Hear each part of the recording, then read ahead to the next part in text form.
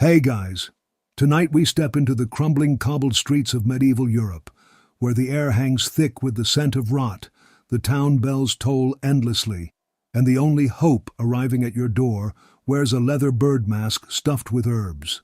You're the plague doctor. You trudge from house to house as screams echo from shuttered windows. The mask fogs up, your gloves reek, and every person you meet might be your last. And honestly, you probably won't survive this. So before you get comfortable, take a moment to like the video and subscribe, but only if you genuinely enjoy what I do here. And hey, let me know in the comments where you're listening from and what time it is. Now, dim the lights, maybe turn on a fan for that soft background hum, and let's ease into tonight's journey together. You slide your arms into the heavy sleeves of the long waxed coat. The thick fabric drags against your skin, clinging to the sweat already forming beneath. Your assistant, a boy no older than 10 who doesn't yet flinch at the smell, hands you the final piece. The mask. You hesitate. Every time, it feels like you're putting your face into a leather coffin. The long hooked beak looms in your hands. Inside there are crushed herbs, rose petals, cloves, mint, and something vaguely resembling pine bark. Supposedly it filters the miasma, or bad air. In reality, it's like breathing through a spicy old sock. You lower it over your face, the leather pinches. The two glass eye holes fog instantly. You blink, but the world stays blurred.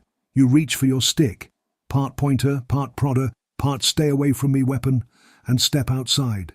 The street greets you with silence, not peace, just the kind that comes when most of the town is too sick to cry anymore. A cart trundles past, piled high with twisted limbs and pale faces. The man pulling it whistles tunelessly, like he's trying to forget what he's carrying. You nod to him. He nods back. No words. The mask makes your breath sound too close, like someone's always whispering just behind your ears. Sweat trickles down your neck. You've taken 3 steps and already regret everything. Historians still argue whether the beaked mask was used widely during the early outbreaks or became more common in the later waves. Either way, its image now haunts every painting, woodcut, and meme about the Black Death. But to you, it's just suffocating leather. You pause before a door smeared with a red X, the mark for plague. You knock with the end of your cane. No answer. You push the door open. Inside, the air is heavier. The mix of rot, stale breath, and herbal fumigation hits you hard. Your mask helps, kind of. It filters the worst of the decay, but it can't block the sadness that wraps around everything. You see the family, what's left of them. A woman lies on a pallet. Her eyes are half open, unfocused. Her skin's blotched black and purple. Her mouth moves, but no sound comes out. You kneel beside her, cane tapping the floor for balance, and peer through the glass lenses. There's no cure. You know this. Everyone knows this. But still, you reach for your leather satchel and pull out a vial of camphor. You dab some on her lips. She shivers. You whisper something. What? You're not sure. Maybe a prayer. Maybe just noise. The child next to her watches you. Alive for now. You hold his gaze. He doesn't cry. He just watches. Later tonight, you'll see that same stare in your dreams, repeated over and over like a puppet show stuck on loop. Outside again, you scribble a note in your ledger. Symptoms. House number. Number of dead. Number of living. You're not saving anyone. You're just documenting the fall. A breeze kicks up and for a second the stench fades. You look to the horizon, flat fields scorched by summer. No birds sing. Even the rats seem Some plague doctors stuff their beaks with more exotic ingredients, ambergris, whale vomit, cinnamon, or even vinegar-soaked sponges. A few added powdered myrrh, like biblical cologne. Did it work? Of course not. But it did make your nose feel like it was being pickled from the inside. You make your way to the next door, another red X, another house that probably won't last the week. And still you knock. Still you go inside. Every visit takes a little piece of you. You lose your sense of smell first, not a bad thing. Then your appetite, then your fear. Because once you've worn the beak long enough, it starts to feel normal, like it's not a mask anymore. It's just your face now. You end the day scraping your boots against a stone step, trying to get something off that you don't want to identify. The boy offers you a cup of weak ale. You nod. You sit in silence, watching the sun sink into a haze of gray and red. Beautiful, in a morbid way. You pull the mask off last. Your cheeks are raw where the leather pressed too tight. You rub your temples, but it doesn't help. The headache lives somewhere behind your eyes now. And tomorrow, you'll put it back on. You wake before sunrise, not because you want to, but because the coughing has already started down the street. It comes in waves, wet, choking, then silence. You pull the blanket tighter around your shoulders and sit there for a moment, watching the shadows move across the wall. Eventually, you swing your feet to the floor. The air in your makeshift room is cold and damp. There's mold on one corner of the ceiling and a rat rustling somewhere behind the wooden slats. You don't care. The rat's probably healthier than half the town. You stretch your arms and wince.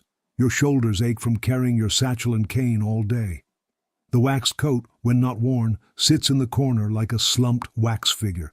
You hate it. But today, like every day, you'll wear it. The mask stares at you from the stool. For a moment, you imagine it breathing on its own. The glass eyes glint in the dim light. The herbs inside have started to rot, and the smell is somewhere between moldy spice rack and forgotten graveyard. You consider swapping them out for fresh lavender, but what's the point? As you suit up again, every layer feels heavier. Maybe it's your imagination. Maybe it's guilt.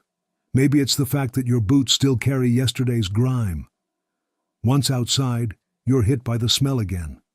The streets of 14th century Europe are a hot pot of misery. Human waste runs freely down gutters, assuming there are gutters. Dead animals are left to rot wherever they fall. And then there's the sick, curled in doorways, hiding in alleys, waiting in silence for someone, anyone, to care. The smell isn't just offensive, it's dangerous. People back then believed in bad air or miasma. The idea was that the plague spread through foul smells. That's why you wear the beak. It's a medieval gas mask stuffed with strong-scented herbs to block out the killer vapors. Sure, it doesn't do a thing for the actual disease, but at least you don't gag every 5 steps. Well, not as much. You pass a bakery that hasn't been open in weeks. The bread inside is still visible through the window, covered in green fuzz. A dead cat lies curled at the doorstep. No one has moved it. You nudge it with your cane just to make sure it's not sleeping. It isn't. Today, you've been summoned to the outskirts of town, what used to be farmland before the rats took over. There's a manor house there, once grand, now half burnt and boarded up. The wealthy don't escape plague. They just die with better sheets. As you walk, the smell gets worse. It's not just human now, it's everything. Horses, pigs, chickens, all dead, all left in the sun. There's a reason you don't eat much anymore. The manor gates are open, no guards, no dogs. You tread carefully. The path is muddy, not from rain but from something thicker. You don't want to know. Inside the house, the air is stale. Heavy drapes hang like funeral shrouds. You're led up a staircase by a servant with sunken eyes and trembling hands. She doesn't speak, she just points. The master of the house lies on a 4-poster bed, soaked in sweat, teeth chattering. His skin has begun to darken in patches, signs of the septicemic plague. It's the worst kind. No buboes, no warning, just blood turning toxic and death coming fast. You do what you always do. You check his pulse. You examine his tongue. You press on his abdomen and feel the muscles twitch. Then you lean over and whisper something soft. You don't know why. It won't help. You prescribe vinegar-soaked cloths. It's meaningless. But the servant nods gratefully, like you've handed her a miracle. You leave before he stops breathing. You've learned it's easier that way. Historians still argue whether the plague spread faster in cities or countryside. Densely packed urban centers had more rats and fleas, but rural towns lacked doctors entirely, unless someone like you happened to wander by. On your way back, you stop at the edge of a bridge. Below, a cart of bodies has tipped into the river. A few limbs stick out above the current, bobbing gently like morbid water lilies. You turn away quickly. You remember reading once about a doctor who tried to keep himself safe by smoking a pipe constantly, believing the smoke would block the bad air. Another carried a pomander, a ball of perfume, everywhere, holding it to his nose as if that tiny scent bubble would save him. People do strange things when they're scared. You trudge through the town square. The fountain has run dry. A child sits at its base, covered in boils, picking at his skin. You move faster. You don't have medicine for children. You barely have it for adults. You reach your quarters, pull off the mask. You can barely smell anything anymore, but the idea of fresh air is still comforting.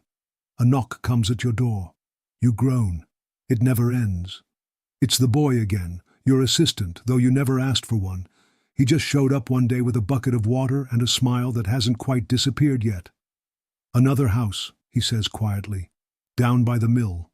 "Of course it is." You nod, but your hands tremble slightly as you reach for the mask again. Maybe the smell isn't the worst part after all. Maybe it's knowing that every step smells like death, and you still keep walking. The mill creaks in the wind as you approach.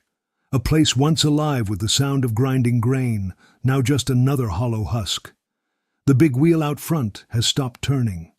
No water, no workers, just silence. Always silence. Your boots squish into something soft near the entrance. You don't look down. At this point, you've trained your eyes to stay focused straight ahead unless absolutely necessary. That smell, thick, metallic, and damp, confirms it was once alive. You tap the door with your cane once, twice. The door creaks open on its own. Inside, the air is stale. Dry flour coats everything in a ghostly dusting. Tables, shelves, and the faces of the dead. You count 3 bodies before your eyes fully adjust. A man slumped over a sack of grain, a woman half fallen down the stairs, and a girl no older than 5, curled up on the floor as though she laid down for a nap and forgot to wake up. You blink behind the fogged lenses of your mask. The herbs inside are starting to sour, and now you're breathing in rotten time and regret. In the far corner, a movement, small, deliberate. You raise your cane. It's a boy, maybe 10. His skin is pale, lips cracked but no visible sores. He's still breathing. You kneel beside him and feel his forehead through your glove. Burning. You reach into your satchel for a vial of powdered mint and a strip of linen, wetting it with your last few drops of wine. You place it gently on his forehead, and he flinches but doesn't speak. You don't ask questions. You don't offer hope. But you leave the linen and a chunk of bread from your pouch. It's more than most get. On your way out, you make a note in your ledger. Boy, alive, weak, alone. And then, under your breath, you add, "For now." Here's the bitter truth. Your costume doesn't protect you. The long coat, the gloves, the mask, they're all based on flawed science.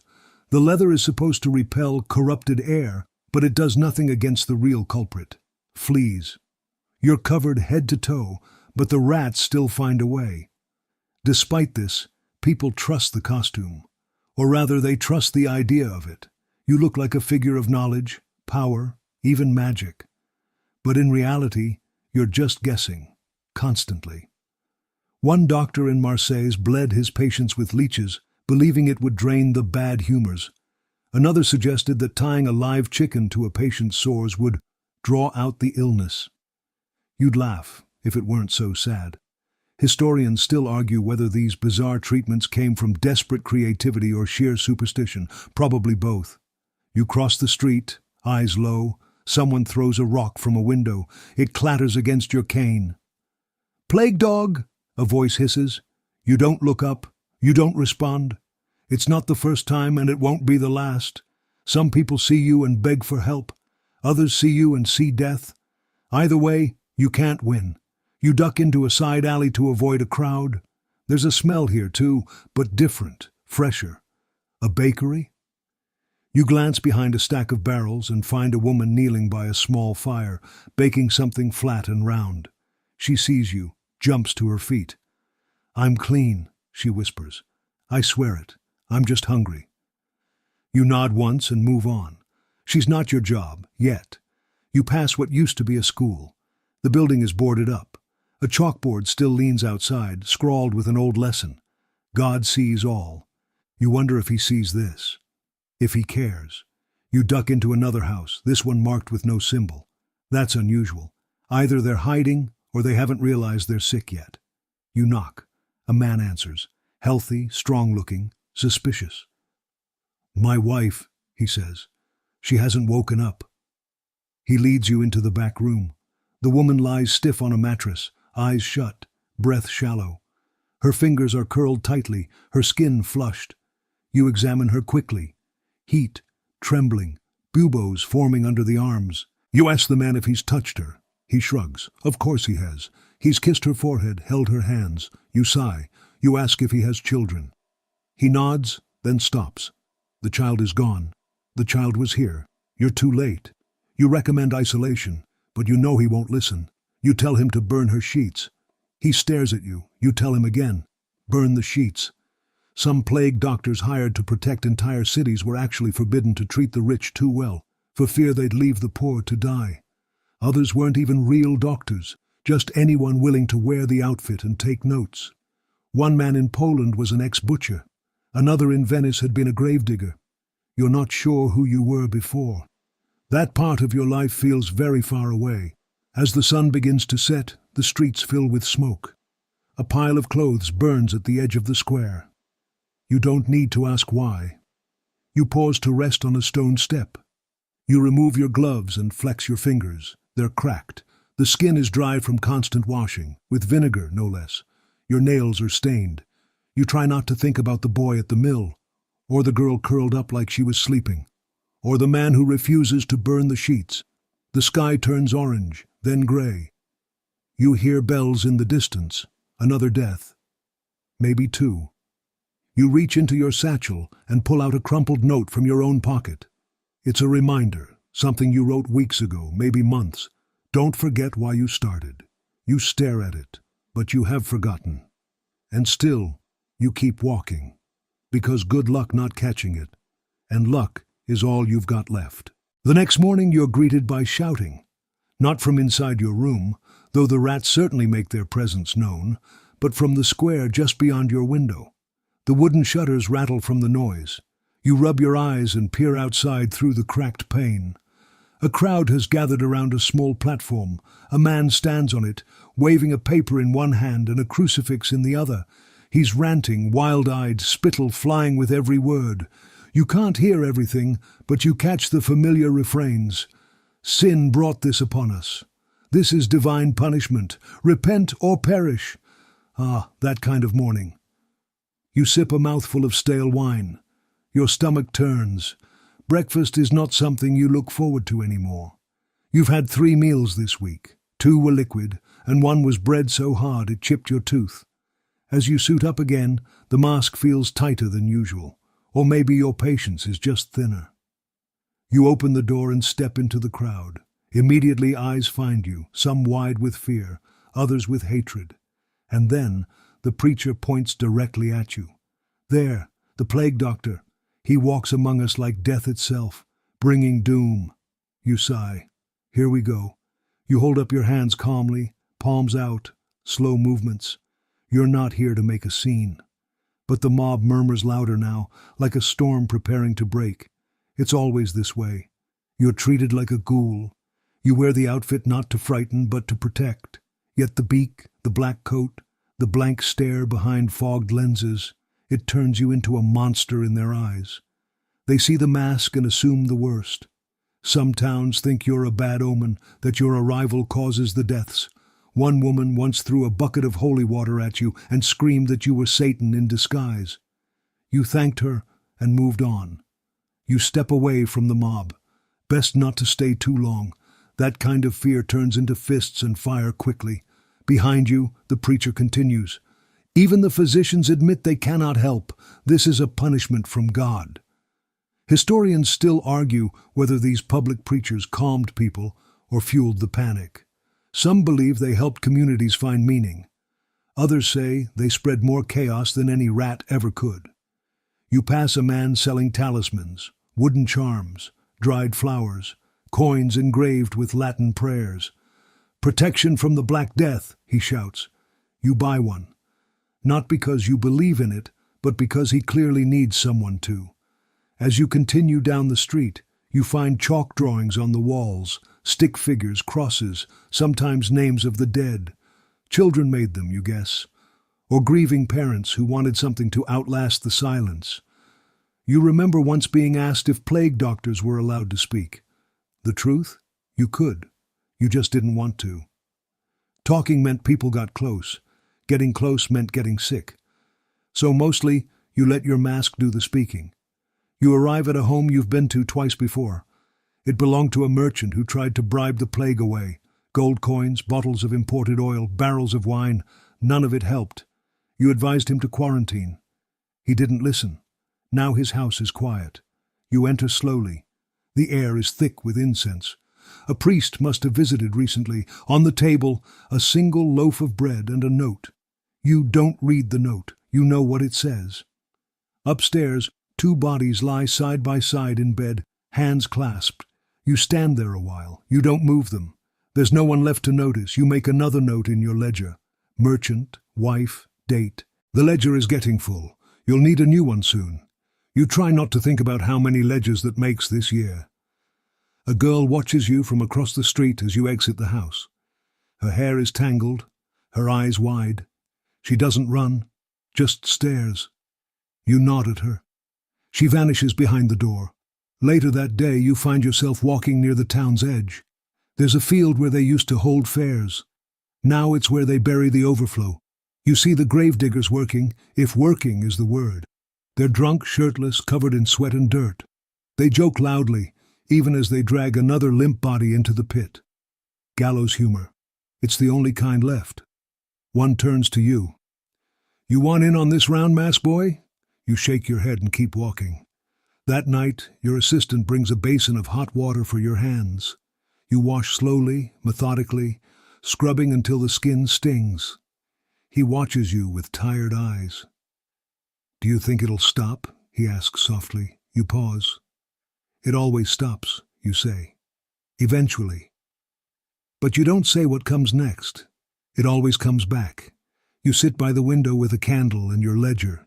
You flip through the pages, each name a whisper, each date a sentence. The ink has started to fade on the earliest ones.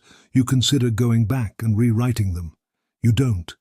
You listen to the wind outside, rattling loose shutters and whistling through empty alleys, and you wonder, not for the first time, if anyone will remember you when this ends, or if, like the rest, you'll be buried in a pit, anonymous, the mask removed and tossed aside like trash, because you're treated like a ghoul, and tomorrow you'll become one. You wake to rain today. Not the soft kind that makes you want to stay in bed, but the cold, spitting kind that seeps through every seam in your coat and makes the mud impossible to avoid. Your mask, already musty from days of use, now has a wet, mildewy edge.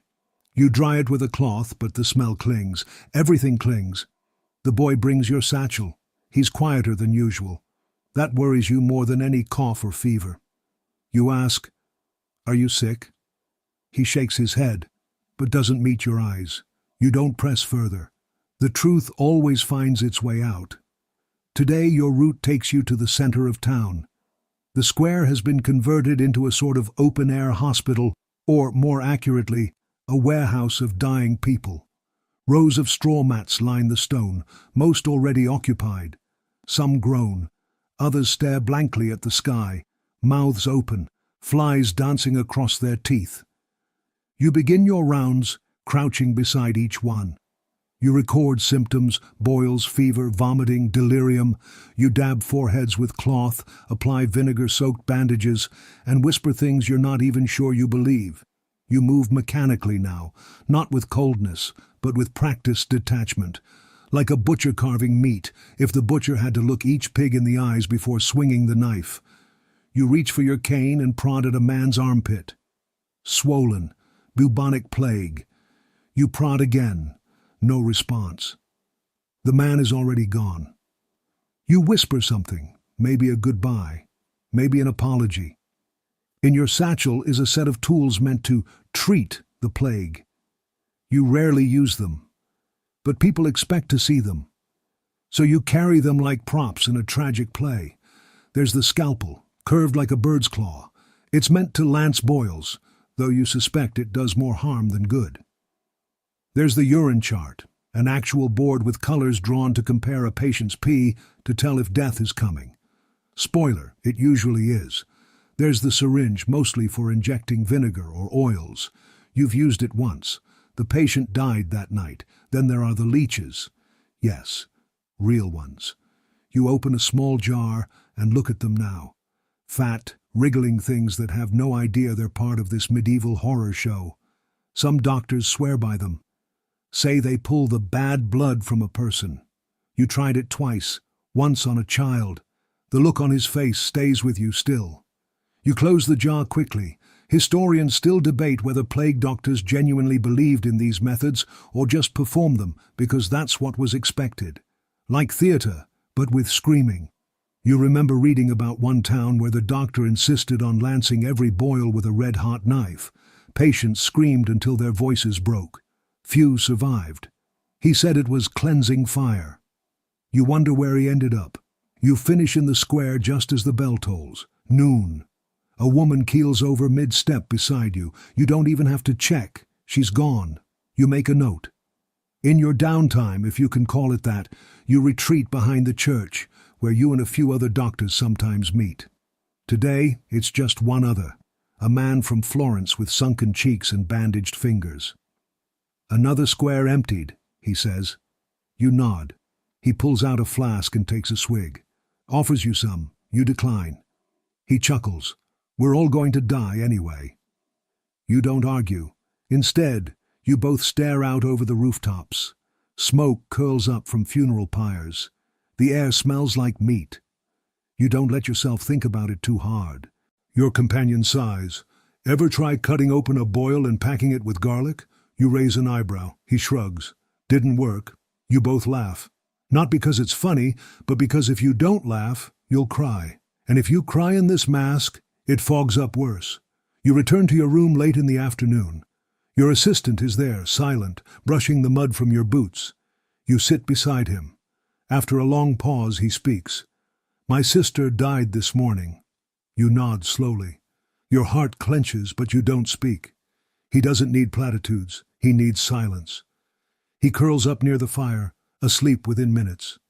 You stare at the wall, where your tools hang on rusty nails, each one gleaming faintly in the firelight like ancient torture devices.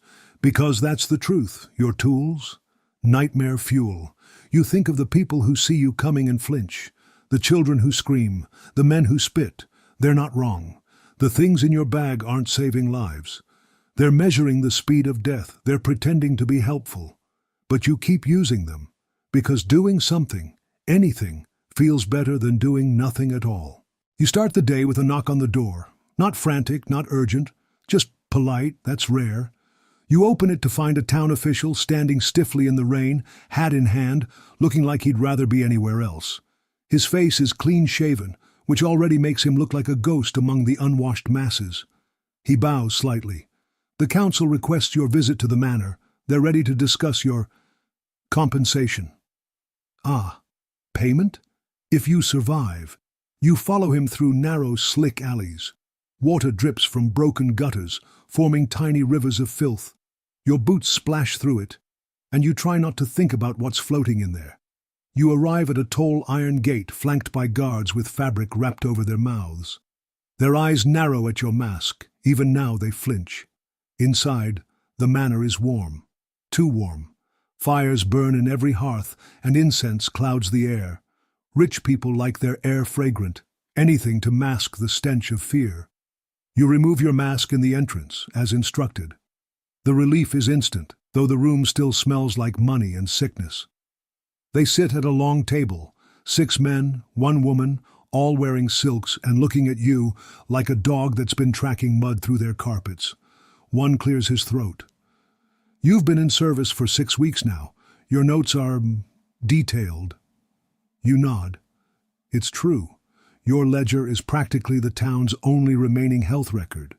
Another councilman frowns. "You were supposed to treat, not just report." You tilt your head. "I carry leeches and boiled wine.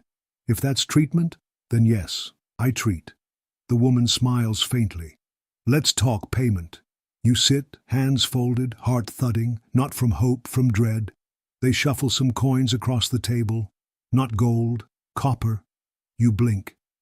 "This is for the time you've served," says the man across from you. "And assuming you survive another month, we'll double it." You don't respond, you stare at the coins. A joke. There's a common myth that plague doctors were paid handsomely. Some were, if they were hired by wealthy cities or kingdoms. But more often than not, they were promised wages after the outbreak ended. The logic?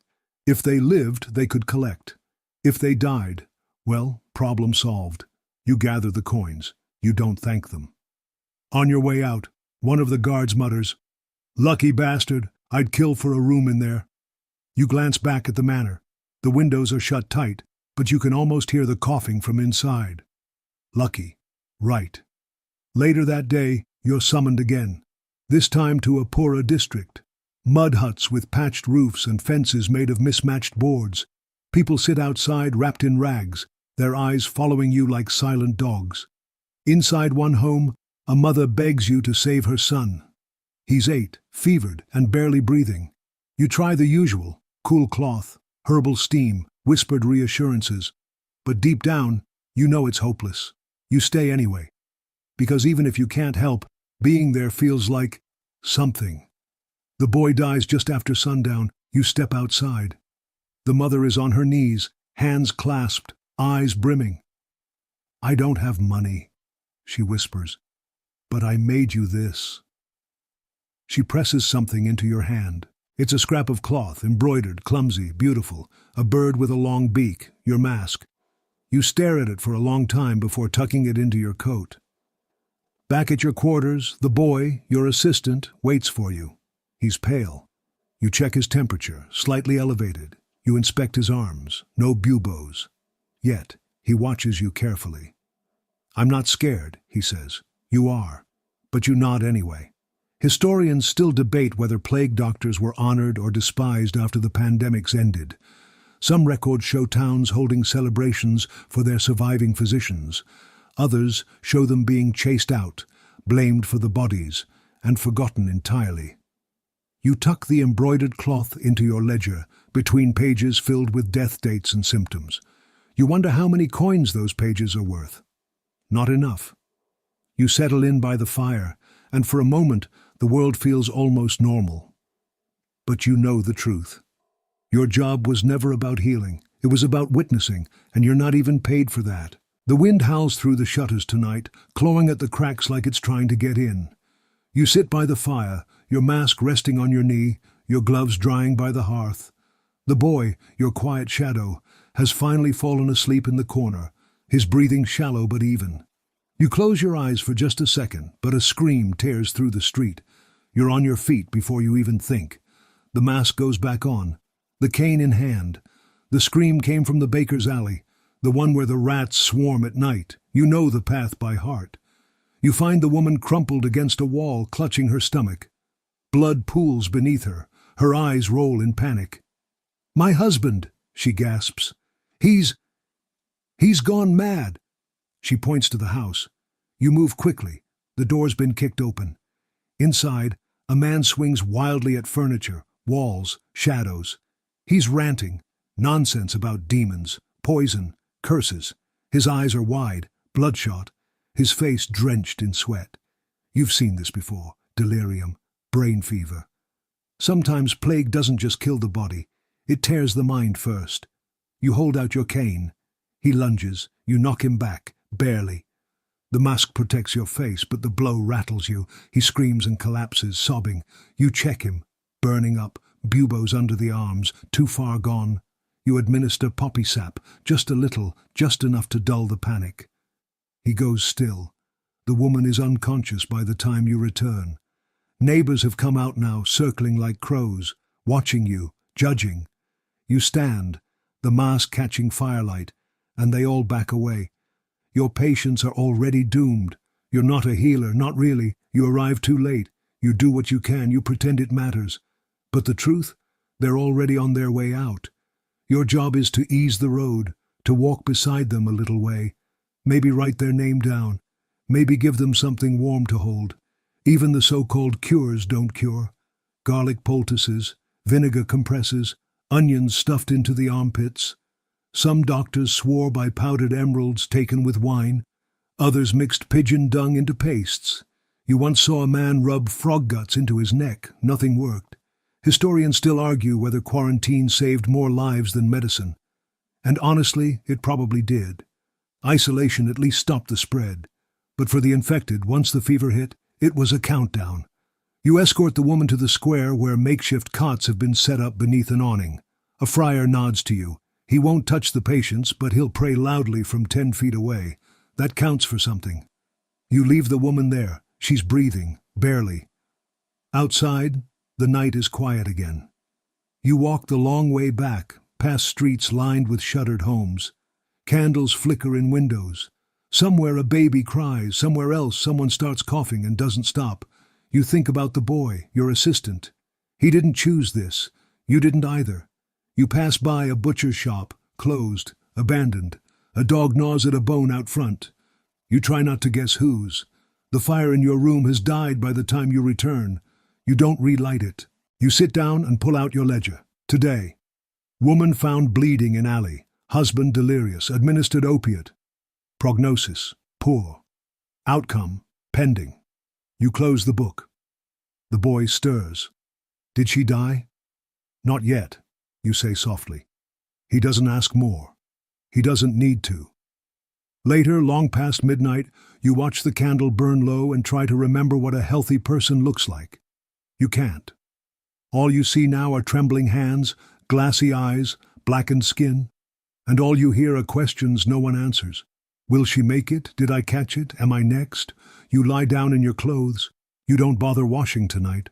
What's the point? The mask stares at you from the table. You turn away. Because your patients are already doomed, and part of you is starting to wonder if you are too. The roof leaks again. Not a full-on drip, but the kind that seeps through the ceiling slowly and runs silently down the wall. It's a good metaphor, you think. This job, this plague, this life. Not a sudden disaster, but a slow, cold trickle that never stops. You roll out of bed, bones aching, shoulders stiff. Your assistant is already awake, sitting cross-legged near the hearth, poking at the ashes with a stick. He looks up as you stretch, his expression unreadable. You didn't sleep, you say. He shrugs. Did you? Fair point. You're called early today. A knock on the door. A farmer and his daughter, both wearing scarves over their mouths. The girl clutches a small bundle in her arms. We need a place, the man says. They won't let us in the hospice. You open the door wider. Who is it? He unwraps the cloth to reveal a baby, pale, limp, still breathing, barely. You glance at the girl. Her cheeks are blotchy. You ask how she feels. Fine, she lies. You make space in the corner near your own bedding. It's not a hospital. It's barely a room. But right now, it's all they have. Your lodging is creative. That's the polite way to put it. Some towns gave plague doctors housing. Others gave you a bed in a barn or an abandoned shop, as long as you didn't scare the neighbors. At one point, you slept in a tent pitched next to a pigsty. Another time, inside a chapel surrounded by statues of saints who did nothing to stop the smell. You've used hay for a mattress, rain barrels for baths. Once, you took shelter in a brewery. It was warm at least. Historians still argue whether plague doctors were treated as honored guests or tolerated only out of necessity. You suspect the answer depends on whether you are still alive to collect your pay. You check the baby. Fever. Weak pulse. You don't ask how old she is. That kind of detail only makes it worse. You offer warm water, vinegar compresses, and a prayer you no longer believe in. The father nods in gratitude, though his eyes say something else. Please save her. You nod back like you can. The rest of the day is a blur. Another summons, this one to a boarding house near the tavern. The landlord says 2 tenants have locked themselves in the upper room. You climb the stairs slowly. The door is barred. You knock. Silence. Then a voice. Hoarse. Tired. Go away. I'm not a priest, you reply. Just a doctor. Same thing. You sit outside the door and wait. Eventually it opens a crack. Inside you see a man and a woman huddled together. She's clearly sick, sweating, teeth chattering. He's still well, for now. I'm not leaving her, he says. You don't argue. You hand him a bottle of diluted brandy and some herbs. Instructions follow. Pointless, but they help people feel in control. He listens carefully, like it might save her. You know better. On your way out, a child tugs at your sleeve. Are you the man with the crow head? You look down. She's maybe 5, thin arms, dirty face. That's me. She nods seriously. Mama says you talk to angels. You blink. I talk to people who are trying to become angels, you say gently. She seems satisfied and skips away. Later you find a room for the farmer and his daughter, a storage closet in an empty shop, not ideal but warmer than your place. You help them carry the baby inside. She dies just before sunset. You stand in the doorway while the father weeps. The daughter sits still, holding the tiny wrapped body in her lap, her eyes locked somewhere far away. You don't know what to say. You never do. You offer to bury her in the hospice garden. The father insists on doing it himself. You give him your spade. You return to your room and sit beside the fire. The boy, your boy, watches you. They're leaving tonight, you say. He nods. You don't ask if he thinks they'll make it. You both know the answer. You open your satchel and take stock. 2 clean cloths. 1 half-used bottle of vinegar, 3 leeches still squirming. A spoon, bent. A broken needle. A pouch of herbs that no longer smells like anything helpful. This is what you carry. These are your weapons. Against a war you're losing. You hang your coat by the fire and listen to the rain return, soft, steady, endless. Because your lodging is creative, but that doesn't make it home. You haven't had a home in a long, long time. The rain turns to fog by morning, not the gentle kind that rolls through fields in poetry books, but the thick, soupy kind that sticks to your skin and fills your lungs with damp rot. You tighten the straps on your mask and step out into it. Every breath echoes louder inside the beak. The air smells like mold and smoke. At the town's edge, a woman waits for you. She wears the tattered robes of a healer, though not the official kind. The wise woman kind, the kind that priests dislike. They sent me for help, she says, even though they think I'm a witch. You raise an eyebrow behind the mask. She shrugs. They're desperate. You follow her to a shack built from stone and hope. Inside, 3 men, all pale, moaning, with black streaks running along their limbs. The septicemic strain again, the one that kills without warning. No boils, no time, just blood turning against itself. You kneel, you listen, you touch each one lightly, knowing it won't help. The woman watches you work. No frogs today, she teases. You glance at your satchel. Fresh out. She laughs, then stops. Do you really believe any of it works? You pause. No. And you both sit in that silence for a moment, one born from too many losses and too few victories.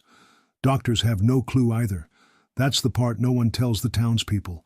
The robe, the mask, the tools, they're all symbols, signals of knowledge, of control. But under it all you're just guessing, like everyone else. Miasma theory still reigns. People believe disease floats in the air like smoke, bad smells carrying death. That's why your mask is stuffed with herbs, why streets are fumigated, why people burn barrels of rosemary and lavender. Historians still argue whether the miasma theory helped at all. On one hand, it encouraged cleaner streets. On the other, it gave false confidence. And false confidence gets people killed. You once met a barber surgeon who swore that astrology was the answer. Mars is angry, he said. That's why people are dying. You smiled politely and left before he brought out the leeches. Another claimed plague was caused by looking at a comet, or eating warm fruit, or listening to music in a minor key. And yet, you're still here, mask and all, listening to people die while others draw charts of the stars. One man in the shack lets out a final wheezing sigh. You close his eyes. The woman covers him with a sheet. The second man vomits blood. You hold his hand. He dies before you finish the Lord's Prayer. You don't know if he believed in it. You barely do. The third man clutches your wrist. Don't leave me. I won't, you whisper. He dies a few minutes later. You do leave, but only after helping the woman light candles around the bodies. She hums something old and wordless. You think it's a blessing, or maybe just a lullaby for the dying. Outside, the fog is thicker now. You make your way back slowly, Cain tapping ahead like a blind man feeling for truth. In the square, people gather again, this time around a new preacher, not shouting, weeping. They say it's the fault of the lepers, someone whispers near you. No, the foreigners. No, the Jews. You freeze. You've heard this before. The church is watching. And when things get bad, people look for someone to blame. Anyone but themselves. You've seen riots sparked by nothing more than a rumor, an accusation, a whispered lie. Entire families dragged into the streets, synagogues burned, healers accused of witchcraft. You glance at the cathedral. Its tall spire looms above the fog, like a judge peering through smoke. The church doesn't approve of most plague doctors. Some say your work interferes with divine punishment, others say you're meddling in things God meant to handle himself. You once knew a doctor burned at the stake for consorting with death spirits. His real crime? Treating the wrong nobleman's wife. You adjust your mask and keep walking, quietly. Later, at the hospice, a friar stops you. Your methods are unorthodox. You pause. So is this plague. He nods, but his eyes linger too long. You make a note to avoid him tomorrow. That night you sit with the boy and read aloud from your ledger. Not the sad parts, just the notes, the facts. It comforts him somehow, like counting stars. Did anyone live today? He asks. You think.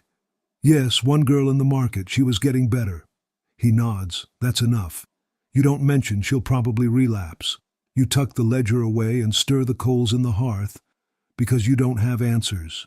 You barely have guesses. And the only thing more fragile than life right now is hope. Doctors have no clue either, but you're all they have. So you show up. You knock on doors. You hold hands. You listen. And you lie. Gently. When you have to. Because sometimes that's the most healing you can offer. The air feels heavy before you even open your eyes. It's the kind of pressure that builds before a storm, not in the sky, but in the people. The silence outside is unnatural. No clatter of buckets, no coughs, not even a dog barking. You rise slowly, already bracing for something worse than usual. The boy watches you from the corner, arms wrapped around his knees. You nod, no words, just shared dread. You strap on the mask. The herbs inside are stale now, dead lavender and cinnamon powder barely clinging to their scent. You don't bother replacing them. Outside, the market is eerily still. Shops boarded up, doors barred. Even the rats are scarce. Something happened. Then you hear it, far off but unmistakable. Shouting boots metal on stone. You follow the noise. A crowd has formed near the temple square. Angry voices echo between the buildings. At the center, a group of strangers, traders from another town. One of them bleeds from the lip, another's robe is torn. They poisoned the well, someone screams. Outsiders brought the plague. The mob surges forward. You push through, raising your cane. Stop! You yell through the mask. The voice is muffled, but heads turn. You stand between the traders and the crowd. You raise your free hand. Slowly, deliberately. They're not sick. This helps nothing. They don't belong here, someone growls. Neither do I, you reply. Yet here I am. That silences them for a moment. But plague riots, duck and cover. When fear becomes fire, reason gets burned. This isn't the first time you've seen it. In another village, an entire family was murdered because their neighbor saw a rat in their yard. In the city, a group of beggars were rounded up and purged by fire because someone claimed they carried death in their rags. You've learned when to speak up and when to disappear. This time you speak. These men brought food, salt, tools.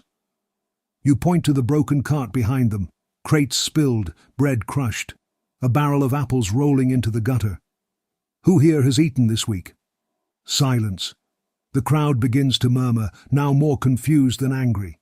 You escort the traders out, slowly, carefully. The crowd watches you, unsure whether to jeer or pray. Afterwards, the mayor calls you to his hall. You could have sparked something worse, he warns. You stare. I prevented worse. He looks away. We can't afford disorder. You lean in, mask creaking. You already have disorder. You just don't want the blame. He says nothing more. Historians still debate whether plague riots were random bursts of panic or manipulated by leaders desperate to redirect fear. Either way, people died. Back at your quarters, you sit with the boy. He's shaking.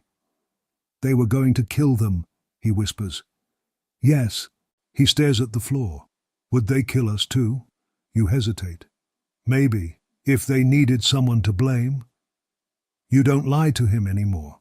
He's seen too much. That night, you visit the hospice to check on an older woman who had shown signs of recovery. She's gone. The nurse shrugs. She was talking 1 minute, quiet the next.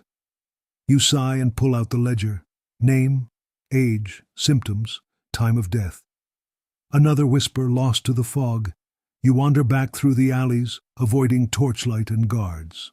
The town feels wrong now, tense, like a taut string ready to snap. You pass a burned-out shop. Soot still clings to the stones, scrawled across the front in ash. We were clean. You kneel and trace the words. Someone wanted the world to know, but the world doesn't care. You hear shouting again, a scuffle. You don't check this time. You keep walking, because you know what comes next. Accusations, flames, graves. You wonder if your mask makes you safer, or more of a target. You return to your room and find the boy gone. Panic rises, but then he steps in, soaked, carrying a bundle of herbs. For your mask, he says. Fresh ones. You take them silently, throat tight. You swap the old stuffing for new, mint, rosemary, lemon balm. It doesn't make a difference, really. But the gesture does. You light a candle. The boy watches the flame, eyes red. I don't want to die in a riot. You won't. Promise? You look at him. I'll try. Because plague riots don't care who you are, just who's nearby. And the truth is, in this town, no one's safe from panic, not even the one trying to hold it back. You wake in darkness. The candle burned out hours ago, leaving only the smell of wax and smoke. For a moment you lie still, unsure what pulled you from sleep. Then you hear it, a soft, wet coughing. Close. You sit up sharply. The boy. He's curled in his usual corner, trembling under a blanket, his face hidden. The cough comes again. This time it's unmistakable, low, wet, rattling. You move to him, gently placing a hand on his back. He flinches, then whispers, I'm cold. Your hand presses to his forehead, burning. You check his throat, dry and red. You lift his arm, there, a shadow under the skin, a bruise, or worse. You don't panic, not outwardly. You wrap him tighter in the blanket, place water beside him, and sit back watching, waiting. You've done this dozens of times, but never to someone you care about. You make tea with the last of your lemon balm. He sips it, eyes half closed. You say nothing, neither does he, because you can't escape the trauma. You thought you could. At first, you convinced yourself the mask, the routine, the detachment would protect you, not just from the disease but from the feelings, the grief, the helplessness. It didn't. Every death follows you, every child, every widow, every patient whose name you forgot the moment after you wrote it down. They sit inside you, building a weight you don't know how to drop. Historians still argue whether plague doctors suffered what we'd now call post-traumatic stress. There are no journals of confession, no clear records. But the few who wrote anything often did so in clipped, cold lines, emotionless, mechanical. That's not strength, that's survival. You rise and open the window. Morning fog curls in like ghost breath. You breathe it in, slowly. You remember your first week, the first time you saw a child die, the first body cart, The first night you scrubbed your hands raw trying to wash away something you couldn't name. You haven't stopped scrubbing. The boy coughs again. You grind herbs in silence. Later, you carry him on your back to the hospice. His fever's higher now. The nurse takes him without a word. Her eyes soften just slightly when she sees your expression. She knows this isn't just another case. You stay until they shoo you away. You roam the streets, not to work, not today, just to move. You pass a house you've visited 3 times. The family inside is gone. The door hangs open, swaying in the wind. You close it gently, out of habit, out of respect. You turn down alleys with no names, your boots scuffing the dust. Your mask feels heavier with every step, like the beak is dragging you forward, not the other way around. You find yourself at the graveyard. It's not what it once was, a peaceful resting place. It's become a trench, really. Shallow pits covered in lime, bodies stacked like firewood. You recognize one face, the baker's son. You kneel, you don't cry, you don't pray. You just sit there, surrounded by silence, and let yourself feel something, anything. Then you stand. You return to the hospice. The nurse meets you outside. "He's sleeping," she says. You nod. You sit by the doorway, mask in your lap, watching the wind play through dry leaves. You remember what another doctor told you once, just before he disappeared. If we keep walking through fire, we start to forget we're burning. You didn't understand it then. Now you do. The trauma isn't in the noise, it's in the quiet. The moments when the mask comes off and you remember the faces. The ones you saved, the ones you didn't. The ones who never had a chance. And the worst part? You're still in it. There's no break, no rest, no soft landing, only masks, only ledgers, only more names to write. The sun sets. You watch the shadows grow long and deep. Inside, the boy stirs. He's still breathing. For now.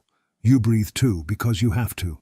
Because you can't escape the trauma, but maybe, just maybe, you can survive it. You sit by the boy's bedside for hours. His breath rasps in and out, but he sleeps.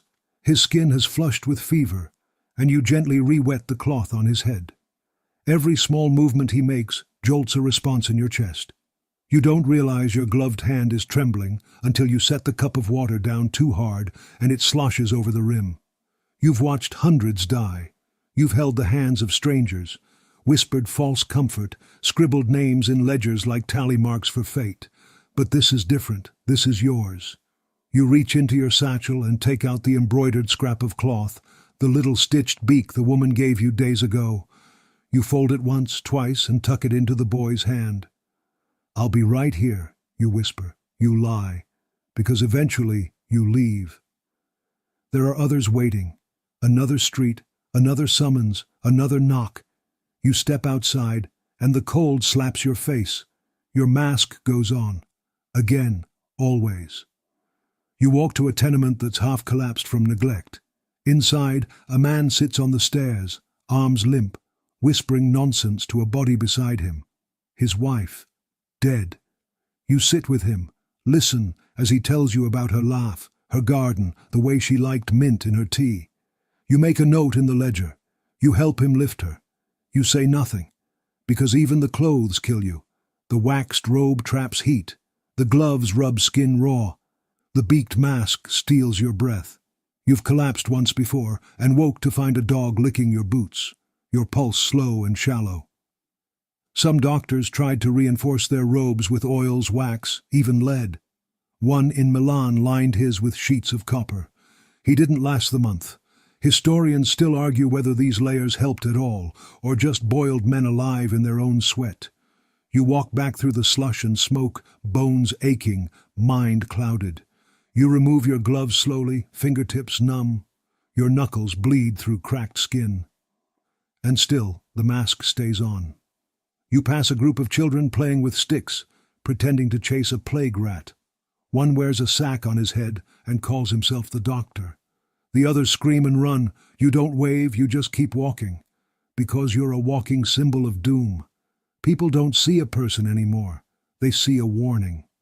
Your silhouette means someone died, or will, or is dying now. You are death's usher, not its conqueror. You knock, You enter, you witness. In another village, someone once carved your mask into a wooden charm, worn for protection, ironically, as if invoking your shape could push death away. It didn't work. You return to the hospice near sundown. The boy is still breathing. The nurse smiles, genuinely. "He's stronger than he looks," she says. You nod, too tired to speak. You sit beside him, take his hand. He squeezes back, just a little. The boy's fever breaks in the night. You feel it before the nurse says it. His skin is cooler, his breathing smoother, his body still, but no longer clenched in that awful rigidity that comes before the end. You cry, silently, behind the mask. Tears roll down and pool beneath the lenses. You don't wipe them. By dawn, he's awake. He doesn't say much, just drinks water, nods, stares at the sky through the hospice window like it's something he's never seen before. You press a hand to his shoulder, light, careful. Then you stand. You have work. You return to the ledger, open it with fresh fingers. You log a new note. Patient, assistant. Diagnosis, fever with early bubonic signs. Treatment, rest, warmth, compresses. Outcome, recovered. You write the last word in large letters. You underline it twice. You step out into the street, and for the first time in weeks, there is birdsong. Faint, fragile, but real. Section 14. The next days are slower. Bodies still fall, carts still roll. The square is still lined with moaning strangers and frightened eyes, but the lines are shorter now. The fires are smaller. The bells ring less often. You visit 3 homes in a day instead of 10. You write 5 names, not 20. You pass the mayor on your route. He tips his hat to you. You don't return the gesture, but you do stop, just for a second. They say it's passing, he offers. You nod. For now. You treat a grocer with a cough, a midwife with swelling, a soldier with shivers. Each lives, each thanks you. You don't know what to do with that. Section 15. You visit the graveyard one last time. The trench is filled in, a few markers placed, nothing fancy, just initials. Sometimes not even that. You kneel, you speak names, not out loud, but in your head. The ledger is in your satchel. You leave it unopened. Today, it stays closed. You return to your room and light the hearth. The boy sleeps again, deep and dreamless. Healing, not gone, not this time. You hang the mask on the wall. The leather is cracking. The herbs have turned to dust. The beak droops slightly, as if even it is tired. You stare at it a long time, then you turn away. Because you fade into legend. No statue, no song, no feast. Just a silhouette in a woodcut. A line in a dusty journal. A child's drawing scrawled in chalk. The crow-headed man. The watcher at the edge of the world. But someone, somewhere, lived because you kept showing up. And that's enough. The fire burns low now, flickering gently across stone and skin. Outside, the fog thins into dawn. You rest your hands on your knees, feeling their weight, the soreness, the cracks, the quiet ache that no longer feels urgent, just familiar. The boy sleeps peacefully. You close your eyes. Let the sounds soften, the drip of water, the distant hoot of an owl, the hush of leaves shifting in the wind. Your breath slows. The memory of footsteps in wet alleys fades. The cries behind closed doors drift further away. The beak mask on the wall no longer feels like part of your body. Just an old tool, a relic from a war you barely remember winning. The silence doesn't scream anymore. It sighs, and somewhere, in another town, the world continues. Bakers will bake again. Children will play in the square. And the sound of bells will return to weddings, not burials. You did your part. You were the witness, the handholder, the mask in the doorway. You gave comfort when there was no cure.